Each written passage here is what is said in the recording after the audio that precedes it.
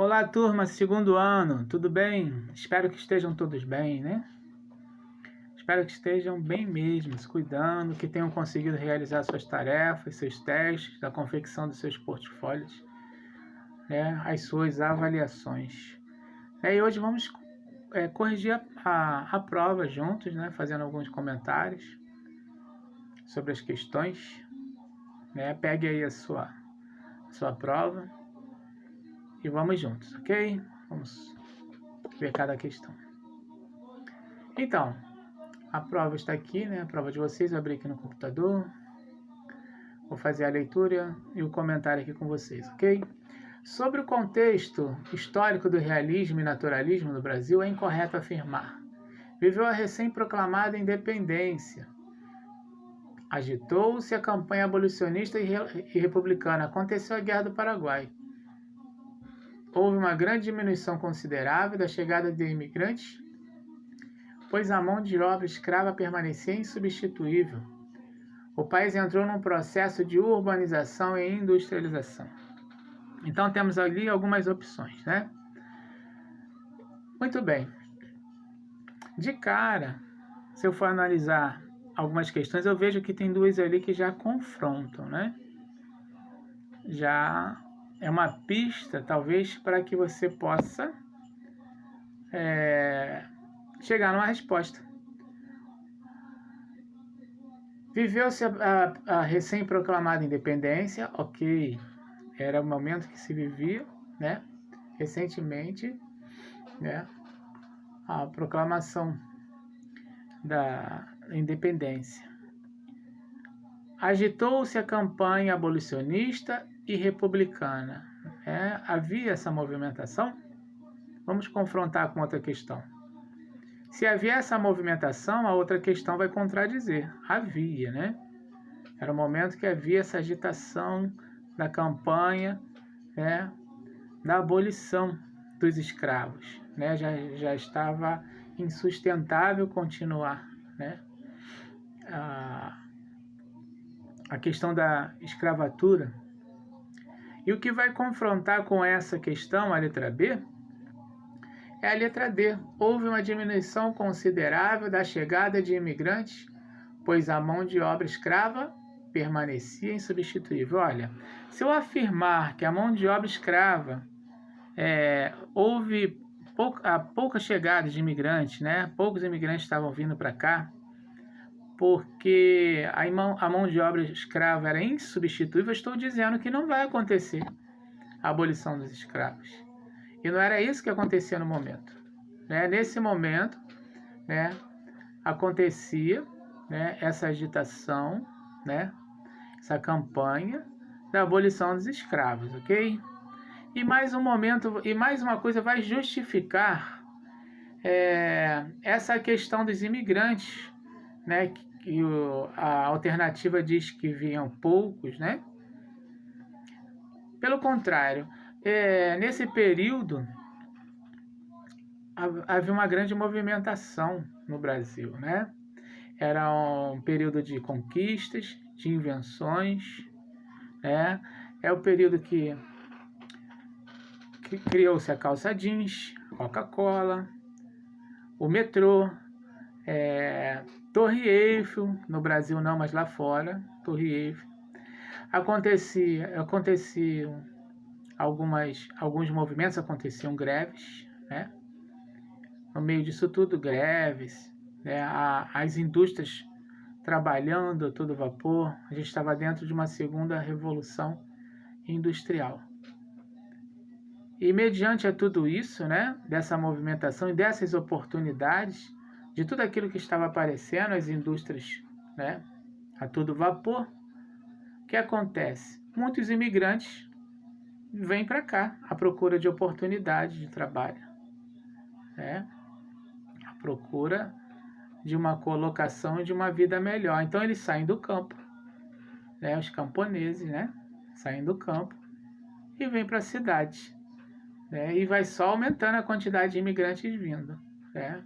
Porque agora a mão de obra será a deles, né? Não haverá mais mão de obra escrava, vai sumir a mão de obra escrava e entra a mão de obra dos imigrantes, ok?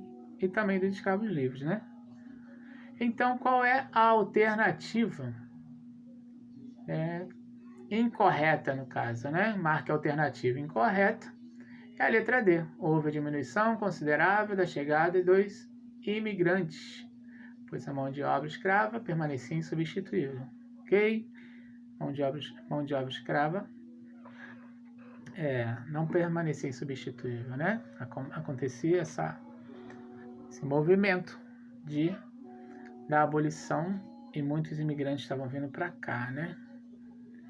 Abolição da escravatura. Número 2. Marque a alternativa em que não há característica do naturalismo. Muito bem. A letra A. Visão determinista e mecanicista do mundo.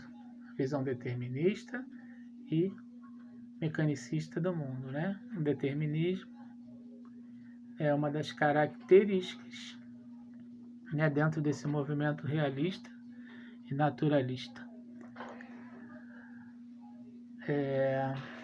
Personagens patológicas, não pulei. Cientificismo, a questão das pesquisas, empirismo, né? O cientificismo, a assimilação da realidade, contextualizar junto com as questões naturais. Personagens patológicas, característica do naturalismo, que gostava de mexer com a miséria humana, né, suas mazelas.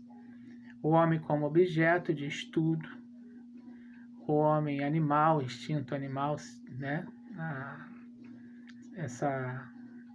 No caso, essa pesquisa, né, do homem como objeto, né, e suas atitudes. Subjetivismo. Bem, o subjetivismo é uma característica do romantismo e não do realismo. O realismo é antirromântico, o naturalismo é antirromântico.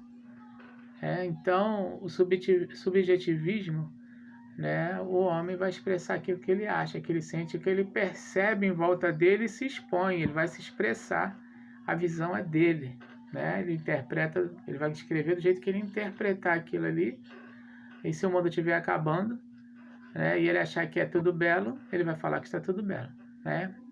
Então, aquele subjetivismo exacerbado, né? No caso, o realismo não. O realismo é o oposto do romantismo. Ele vai relatar aquilo que ele vê, exatamente aquilo que ele vê, né? Tentando ao máximo não interferir na ideia, né? O autor realista, ele é impessoal, né? Ele vai expressar sem a sua interferência, né? Ele é objetivo naquilo que ele escreve. Ele vai descrever o que vê, né? Assim, de maneira nua e crua, né? Verdadeira, fiel ao que está sendo visto, né? Mais próximo da verossimilhança. Ok? Então, número 2. A resposta é subjetivismo. Marque a alternativa em que não há característica do naturalismo. É o subjetivismo.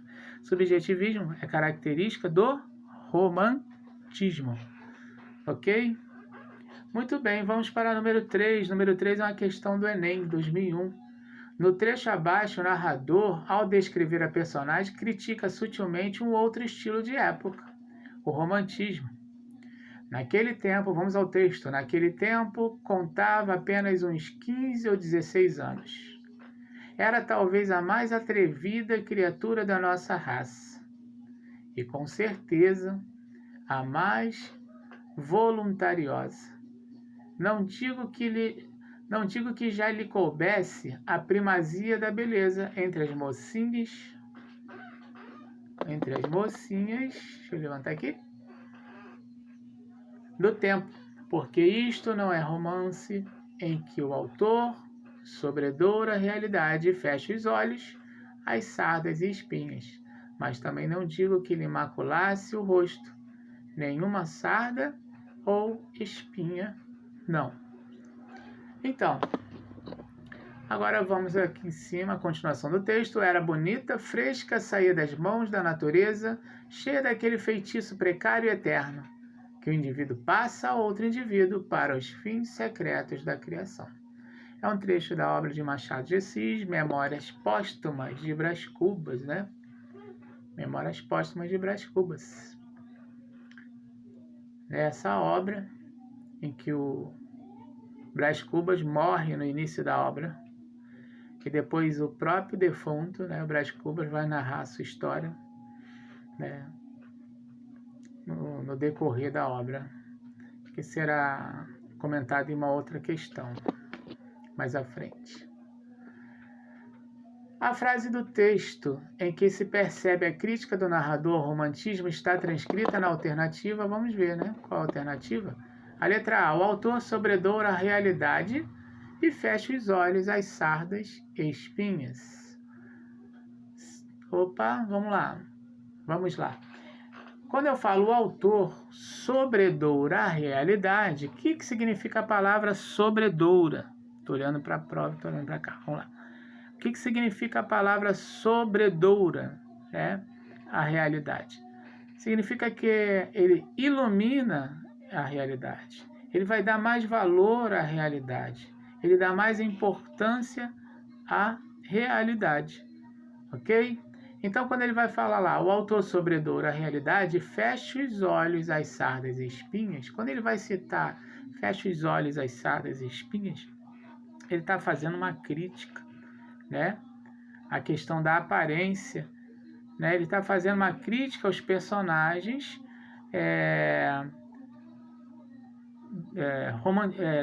do romantismo, né? Ele vai fazer uma crítica aos personagens do romantismo, né? Na verdade, ele está fazendo uma crítica à idealização dos personagens, né?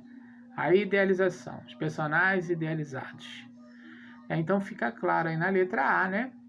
A valorização do realismo, né? E a crítica aos personagens do romantismo, a idealização, né, dos personagens, ok? Quando ele vai falar das aparências, sardas e espinhas, ok?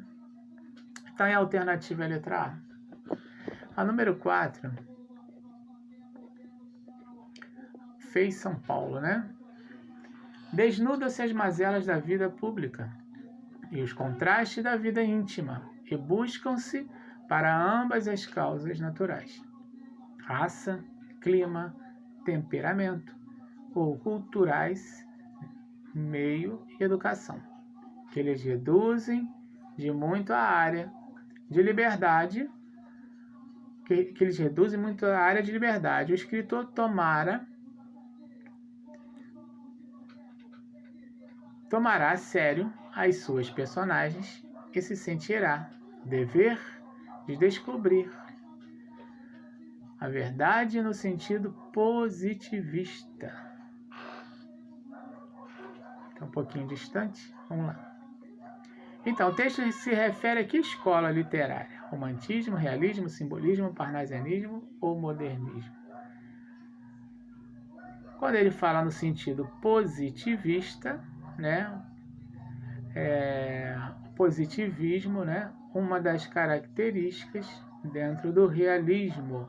E quando ele vai falar de raça, clima, temperamento, questões culturais, meio educação, nós vamos lembrar de que, né? Vamos lembrar que o meio, o momento histórico, né? A hereditariedade, né? Vão condicionar o homem a este meio, né? E essa questão do sentido positivista, né, que ele relata, né, essa concepção do mundo científico, né, tem-se essa concepção, o autor vai ter essa concepção, né, desse mundo científico que propõe o que? A apreensão, né, da realidade, né, essa apreensão da realidade, mas sendo bem objetiva, através de pesquisa empírica, com o procedimento da análise das questões naturais também, né? as questões das ciências naturais, ou seja, a parte científica, né, característica, cientificismo, essa parte que vai ser característica do movimento realista, né? Então ele desnuda as mazelas da vida pública e os contrastes da vida íntima, buscam-se para ambas as causas naturais. Ele vai falar da raça, ele vai falar do clima, olha aí, relacionado às questões naturais, o temperamento, né? O meio, né? Educação, que eles reduzem de muito a área de liberdade. O escritor tomará a sério suas personagens e se sentirá no dever de descobrir-lhe a verdade no sentido positivista. Então ele vai viver esse momento, né? O olhar dele na questão da apreensão, né? Aprender a realidade, relacionar. Tudo aquilo que ele vai absorvendo, ele vai relacionar também as questões das ciências naturais. Assim como a pesquisa, aprender algumas coisas e relacionar as ciências naturais. Ok? Então, a alternativa aí é a letra B. Vamos para número 6, né? E relacionar de maneira objetiva. Agora, número 5. Sobre o realismo, assinale a alternativa incorreta. O realismo surgiu na Europa como reação ao naturalismo. Letra A, de cara já está, né, havendo uma contradição. O realismo não nasce em reação ao naturalismo. O realismo, ele caminha junto com o naturalismo, né? Ele vem junto com o naturalismo. Um dos inspiradores, né, desse movimento, Émile Zola, né, o movimento naturalista, como eu falei, ele vai trabalhar a questão da patologia, né, das misérias do homem, né, das suas dificuldades. Né, ele gosta de trabalhar essa questão do homem como objeto, né, de pesquisa, né, o instinto. Né, ele é um dos inspiradores, né, é o inspirador do naturalismo. Mas, enfim, sobre a pergunta, o realismo surgiu na Europa como reação do naturalismo? Não, o realismo surgiu na Europa como reação do romantismo. O realismo é antirromântico, apesar de trazer, né, quando a gente fala assim, que o realismo é antirromântico, né, que o romantismo acaba aqui, daqui para frente zerou algumas características do romantismo em relação ao realismo. Não, ainda tem algumas influências, né, do romantismo nesse período realista, até cessar, né? Mas por questões didáticas e por questão de postura mesmo, né? O realismo, ele é objetivo, esta diferença, e o romantismo, ele é subjetivo. Né? Então há esse contraste, sim. Então a alternativa errada é a letra A, né? A letra B já fala que o realismo e naturalismo tem as mesmas bases, embora sejam movimentos diferentes, né? Tem as mesmas bases, mas lá na frente eles vão ter algumas características diferentes, né? O realismo surgiu como consequência do cientificismo no século XIX, sim, né? Com a questão das pesquisas, né? O realismo vai criticar a burguesia da época, né? Tem essas questões também, no meio de tanta invenção, no meio de tantos movimentos, como greves, né? Mas, acima de tudo, as invenções, as novidades boas que aconteceu durante esse período, né, do realismo, né, durante tantas as novidades, mas também o autor realista, ele tem a visão da crítica também do que está errado. O que ele percebe que está errado, ele vai fazer a crítica, e uma delas a burguesia, né? Aí temos Gustave Flaubert, foi um dos precursores do realismo, que escreveu a obra Madame Bovary, e Émile Zola, que escreveu os romances de tese, que influenciou os escritores brasileiros, né? A alternativa é a letra A incorreta. O realismo surgiu na Europa com reação ao naturalismo. Não, é como reação ao romantismo, ok? Beleza. Pula aí para 6. Qual obra inaugura o realismo no Brasil? Qual obra que inaugura o realismo no Brasil?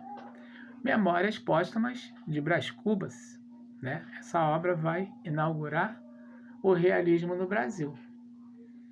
Ela faz essa abertura, né? E quem que fala essa obra, Memórias Póstumas, né? O nome já diz póstumas, né? Daquele que já foi embora, né? Por isso, Memórias Póstumas.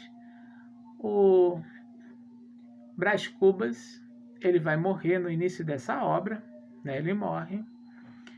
E depois de sua morte, ele que vai contar, ele vai ser o narrador defunto, que vai narrar a sua própria história, né? Ele que morreu, né, por conta de uma pneumonia. Então ele vai contar a sua história, como ele foi vítima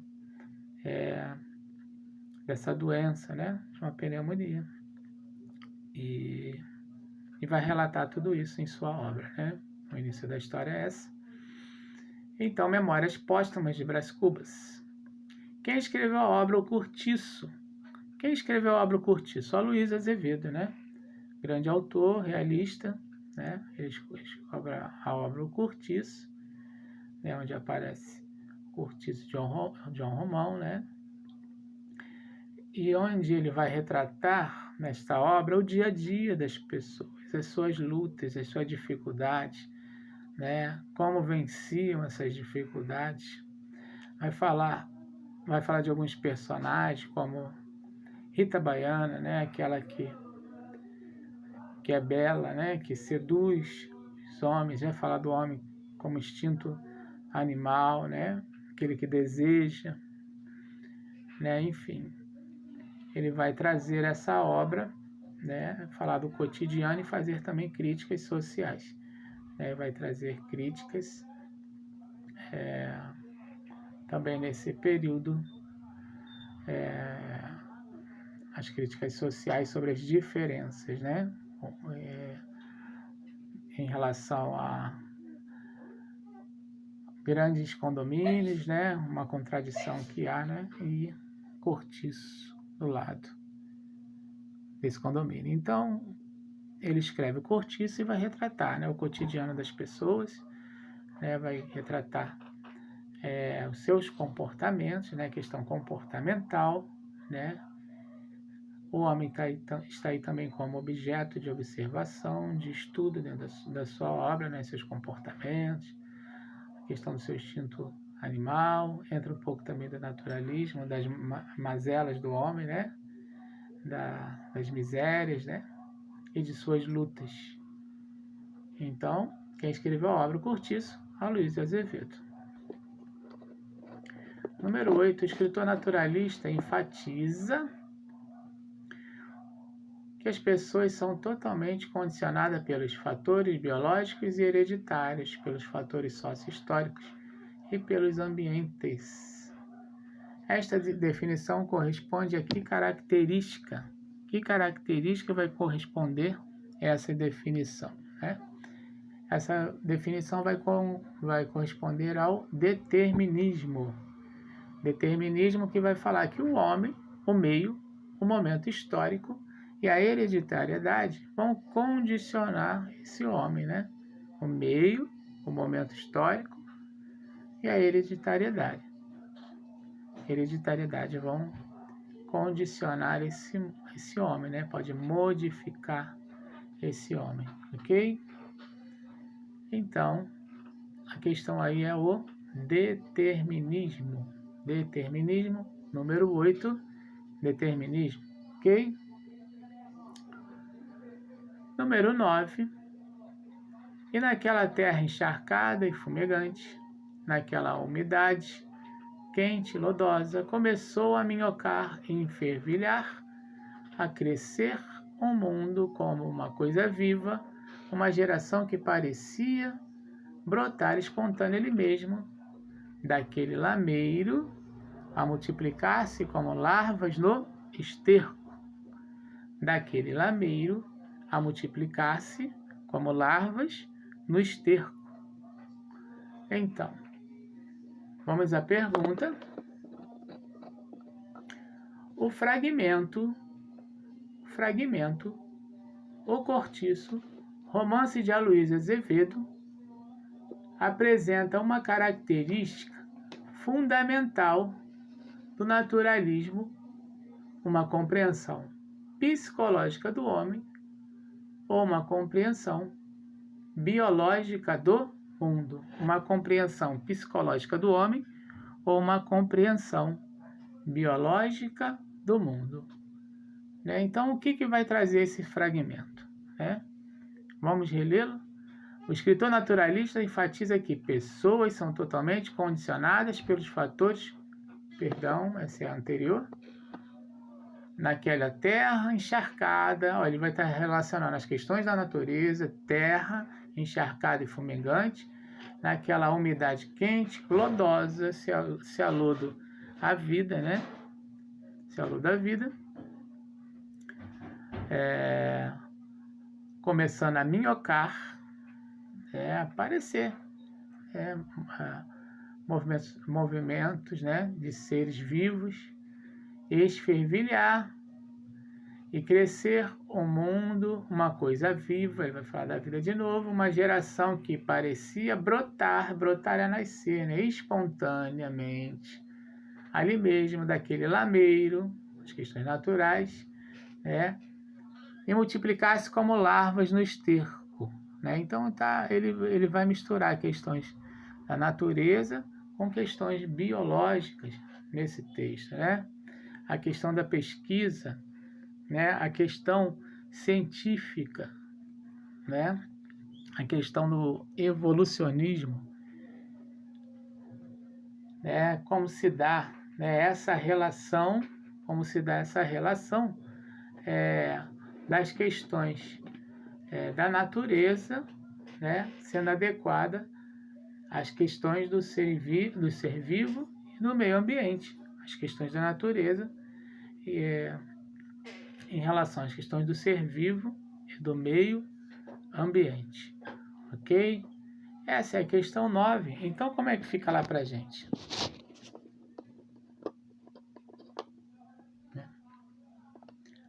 Uma compreensão biológica do mundo. Uma compreensão biológica do mundo, ok? Então, vamos para número 10. Número 9, uma compreensão biológica do mundo. Se ficou claro, uma adaptação, Uma adaptação das questões da natureza, com as questões dos seres vivos. Como se dá, essa evolução dos seres vivos com os elementos da natureza. Então, se fala de ser vivo e elementos da natureza, então ele tenta entender essa compreensão biológica, que envolve vida, e não psicológica, do mundo, essa evolução, Vamos citar a questão do evolucionismo de Darwin, Ok? Cite 4 características do realismo. Cite 4 características do realismo. Então vamos lá. Uma das características citadas, vou olhar aqui, como gabarito da prova, tem aqui, deixa eu ver, impessoalidade. Então, já tinha falado lá atrás, nas questões, o autor realista ele é impessoal, Ele se mantém impessoal, Não se posiciona em relação ao tema. Ele apenas relata da maneira que ele vê o tema. Então, ele é impessoal, a impessoalidade desse autor, ok? O autor realista também, ele é objetivo. Ele vai retratar as coisas da maneira que ele vê, Ele não vai criar nada. Não é a sua impressão. É o que ele vê. Ele vai relatar ao máximo, de maneira fiel, tudo aquilo que ele vê. Então, de maneira objetiva e não subjetiva, expondo o que sente, né? A sua percepção de mundo. Não é assim.